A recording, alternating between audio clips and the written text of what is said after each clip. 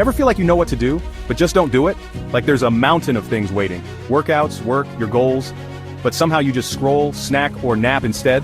And meanwhile you're beating yourself up thinking, why am I so damn lazy? Well, here's the truth no one tells you, laziness isn't the problem.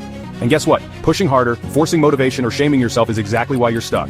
Let's break that loop, right now. Let's be honest, you're probably tired of hearing the same recycled advice, aren't you? Just wake up earlier, be more disciplined, stop being lazy. You hear that stuff and just think, cool, thanks, super helpful. But here's what's really happening. Laziness is not a character flaw. It's not about willpower. And it's definitely not because you're weak or broken.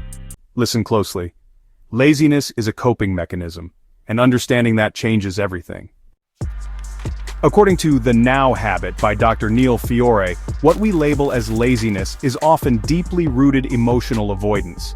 It's not the work itself you're resisting, it's the feeling that comes with it. Fear of failing, fear of not being good enough, fear that it won't matter anyway, so your brain protects you by checking out. It's a survival reflex, not a sign of laziness. Tony Robbins said, "We're not lazy, we're just emotionally overwhelmed and undertrained." And neuroscience agrees. Your brain avoids discomfort way faster than it avoids effort. That means the real enemy isn't a lack of discipline, it's unprocessed, misunderstood emotion. So when you find yourself saying, "I just can't get myself to do it," what you're really saying is, "I don't want to feel that again." So what's the solution? How do you actually stop being lazy? First, drop the label. When you constantly tell yourself you're lazy, your brain wires that identity into your behavior. In Atomic Habits, James Clear explains that we don't rise to the level of our goals. We fall to the level of our systems, and systems are built on identity. If you believe you're lazy, you'll act accordingly. But if you shift the story to "I'm building momentum" or "I'm training my focus," you give your brain a new role to play.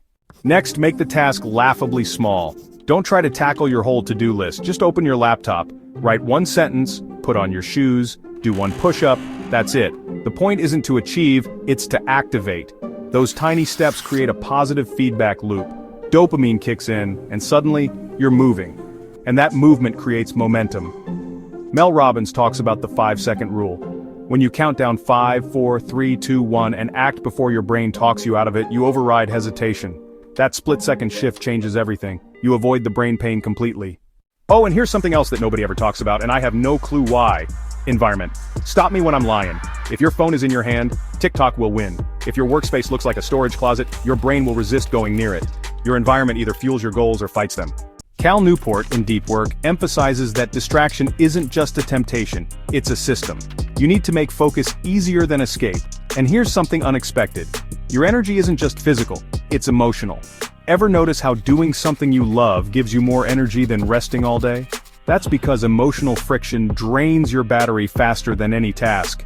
Clearing that mental clutter, through journaling or even talking it out, will recharge you in ways Netflix never could.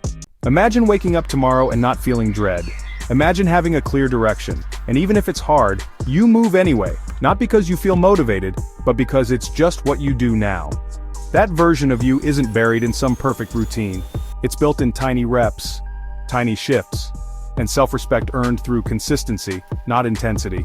You're not stuck, you're just out of rhythm, sort of like a row team that's out of sync. And rhythm is something you can rebuild, starting today. Let's get into how this works. But first, if this is hitting home, drop a comment with the one thing you've been avoiding lately. It doesn't need to be too personal, just let me know where laziness always catches you slipping.